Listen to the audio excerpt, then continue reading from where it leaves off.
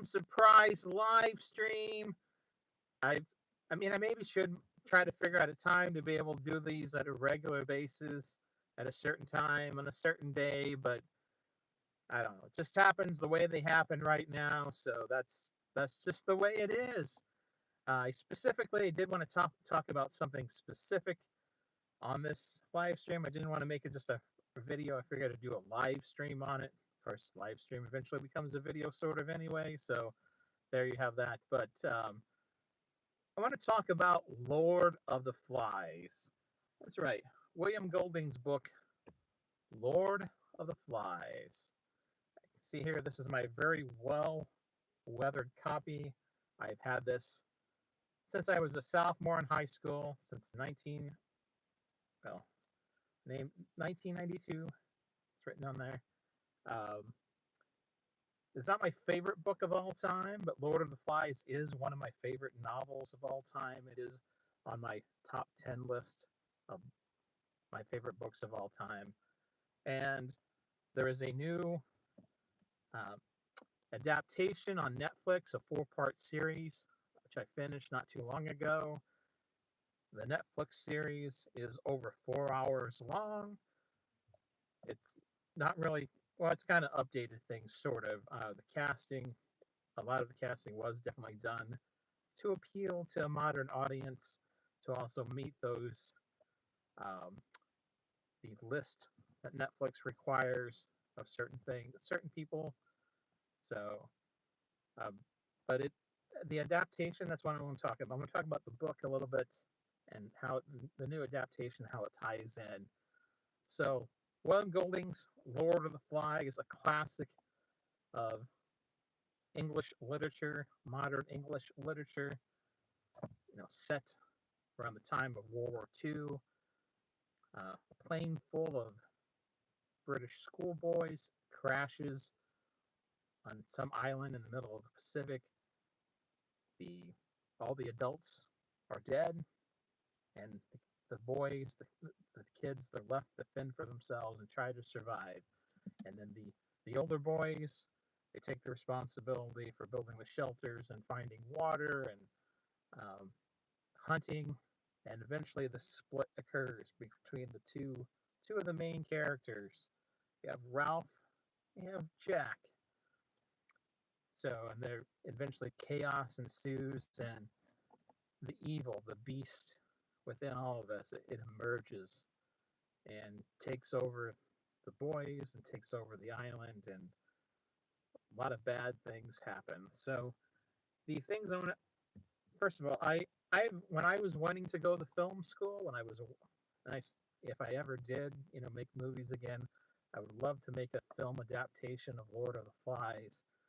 There is no reason for it to be almost a 4.5 hour film. It's basically like what the Netflix mini series is, four episode series. There's no reason for that. It's way too long. The Netflix before the adapt. Okay, the good things about the Netflix adaptation that's out there right now. It was done in conjunction with the BBC.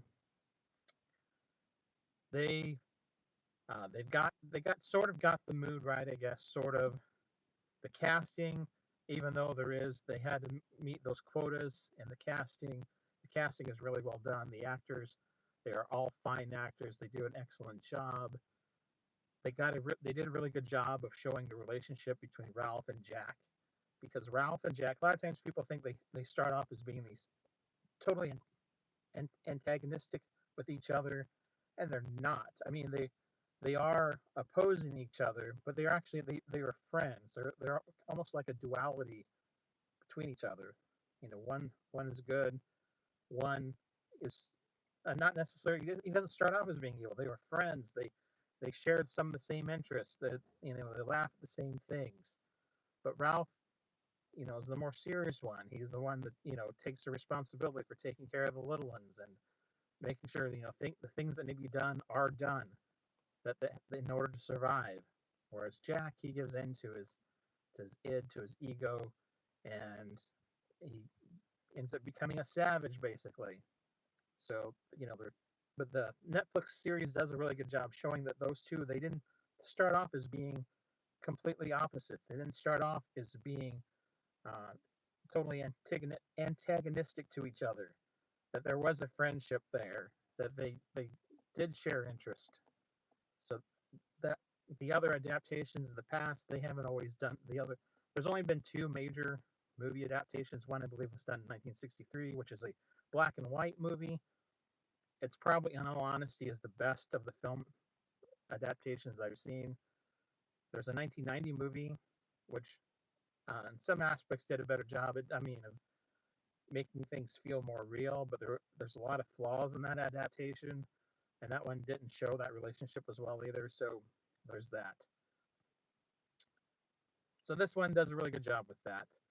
Piggy, he's very well presented in this adaptation. Ralph is too. Jack, for the most part. The character, however, without at that point, I'm going to stop with my praise because the Netflix adaptation, something it does horribly, is its presentation of Simon. Simon is supposed to be he's supposed to be like the Christ-like figure in the novel. He is the one. He is a. I mean, Piggy is rational and kind of scientifically minded, or Simon is the spiritual one. They're supposed to be, the spiritual. They hint at a little bit of spirituality in this adaptation. However, a lot of that spirituality it's swept aside in this adaptation because they make this thing very they make it kind of homoerotic, and I'm not gonna lie, they make this subtext in there that I never read that in Lord of the Flies really, but they definitely put it in there, especially between Simon and Jack. They suggest that something happened with them, probably sexually over this winter break previously, and yeah, that didn't need to be in there. And actually, like, there's all these flashbacks that happen in the movie or this Netflix adaptation. Those did not need to be in there really. It doesn't. None of them really provide any context to the characters for the most part. There's not really much of a flashback with Jack really for the most part with him showing his home relationship and his home life. But and that's the one that probably that they could have done one with and gone more in depth with to show a little bit more about his character, but they didn't. They do it with Piggy, they do it with Simon a little bit, they do it with Ralph. They don't do it as much with Jack really. So I did not understand that. I did not get that. That's a bad thing. The whole thing with Simon.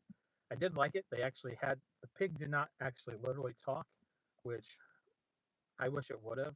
I wish the pig's head when Simon is in the forest and rather whether he is hallucinating because he's having this seizure or if it's actually happened. In my mind, I always saw the pig's head literally talking because Lord of the Flies, Beelzebub, evil, Satan himself, he's speaking through this pig head to Simon. Simon, who represents the Christ, he's the Christ figure in the story, representing the goodness. And they have the pig's head talking in this adaptation, but it doesn't. The mouth's not literally moving. It's like this mental thing. And then there's all this like weird imagery that's happens. The color scheme is kind of off in my opinion too with the Netflix adaptation. They do at nighttime instead of things being really dark. Things are all orange or red, like the foliage. It's not black at all. It's all this red or orange. Now that's written in the novel at one point, but that's because immediately after the fire that burns down like a fourth of the island, it gives this kind of orange tint to some of the foliage at night, this reddish orange tint. But it's exaggerated in this adaptation a lot, and it's kind of offsetting in all honesty. It doesn't enhance the mood in my opinion. It actually detracts from it because it's so overly done. So Simon's character horribly done.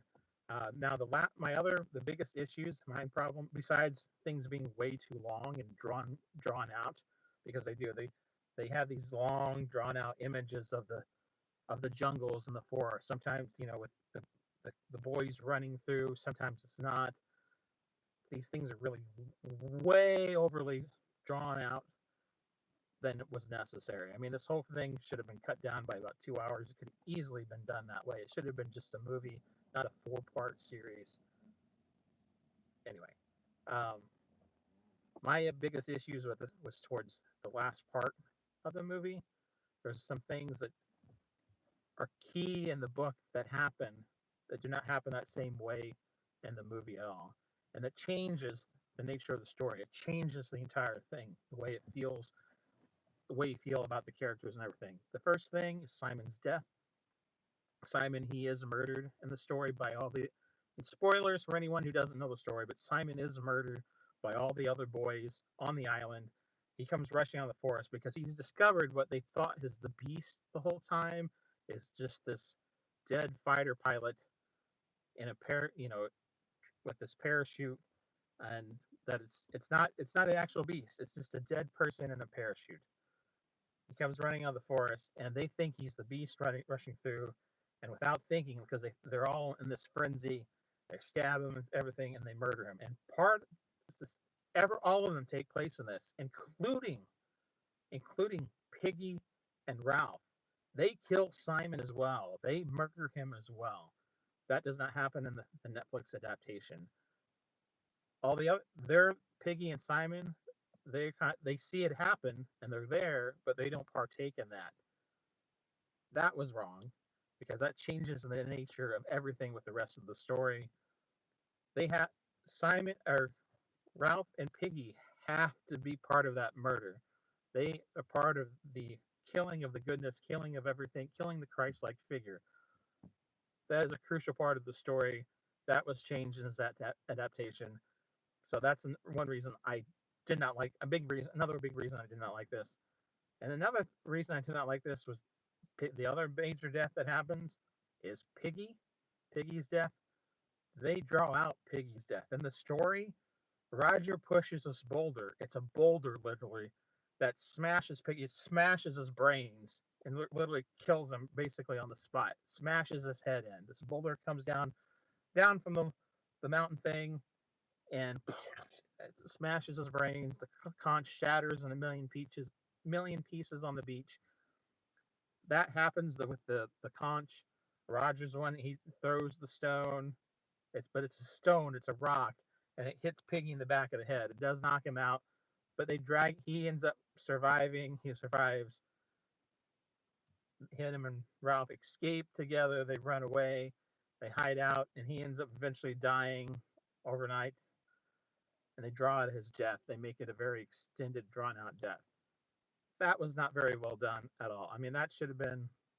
I mean, it's much more, in my mind, the impact of seeing Piggy have his brains smashed in, his head smashed in, and his brains oozing from his crushed skull.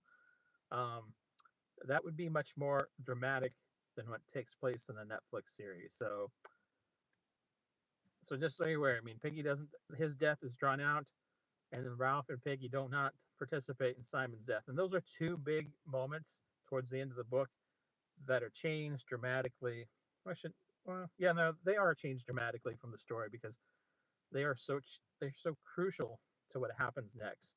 Because with Piggy's death, Jack, I mean, he's given up everything, and then this series they make it like, Jack has not fully fallen. He's not become the emblem of evil that he is in the book. He's not become the full savage. He's savage like, but he's letting his minions do his bidding, and he hasn't devolved to that full form of evil like he has in the novel. So it changes that aspect of with Jack too. So overall, I know there's a lot of critics. I've read a few reviews about it after I watched the series. They're the reviews I read, Hollywood Reporter, Variety, I think it was from the BBC, a few other places, not the BBC. What is it, the Guardian? I guess not the BBC. That's the English, kind of like the Variety type paper. Anyway, read those reviews, a few other ones. The critics are very highly praising this series, and while the series is okay, it's not a very good series. It's not a very good adaptation. It would have been a good adaptation if they for unless if they hadn't been so drawn out. I mean, most people when they watch this, I mean, instead of being interested in the story and what happens in this book and the importance of this novel to English literature and everything, they are going to be turned off because of this Netflix series because it is so boring and so long and drawn out. And then the crucial elements of the series, they have changed those. So the nature, the ending, the part of the story that you had to get right, they did not. They got some of the most of the other pieces, but the crucial part they did not get right. I later found out probably the reason for this. The guy who wrote the screenplay, he wrote the another Netflix thing that was on Netflix before. I believe it's on Netflix. Adolescence. I have not watched that, but about a teenage murder, basically. Um, I know critics raved about that too. But some of those same themes they put in here into this Lord of the Flies adaptation, and it doesn't surprise me because what I know about that writer and author, it's something he's kind of obsessed with, I guess. But they get it wrong. He got it wrong, and because of that, your series is not very good. Critics may rave about it, about the art direction. The director did a good job. The actors are fascinating. Um, those things are really, really, really well done.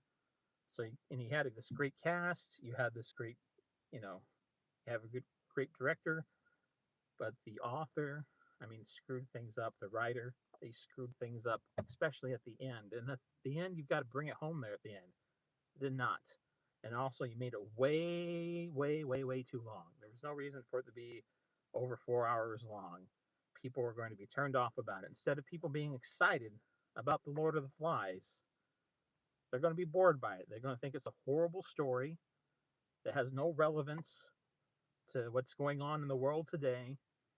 And that's not true. I mean, this story is just as relevant as when it first came out, this novel, this book, the themes that are in this book. But you screwed up, Netflix. You screwed up. So, anyway, that's my thoughts about the Netflix adaptation of The Lord of the Flies. If everyone probably in the United States, for the most part, usually it's a required reading on the reading list.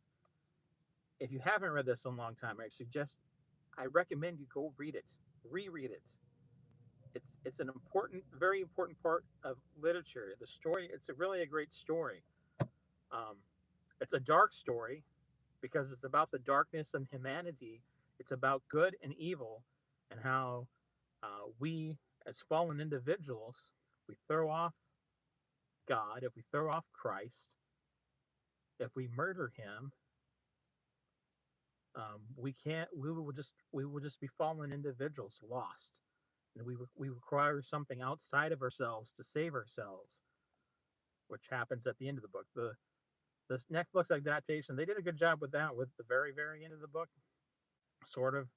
Once again, Ralph, instead of this time bawling his eyes out when he comes across the naval the naval officer, he just kind of sheds a couple tears or whatever, and everybody doesn't cry because in the novel, what happens? Ralph breaks down, and everybody, all the other children, they break down. So anyway, so instead of watching the Netflix adaptation of Lord of the Flies, I suggest you go get yourself a copy, reread this because it is worth reading. It's a great story with a lot of relevant themes, especially things going on in the world now.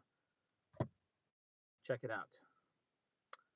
So I'm going to thanks Dan. So I hop on. Thank you for watching. Thank you for being here right now. I've basically said what I'm going to say right now. So I do appreciate you being here. Whenever whoever out there watches this, thank you for watching. And this has been another adventure in TV land. And until next time, that's a wrap.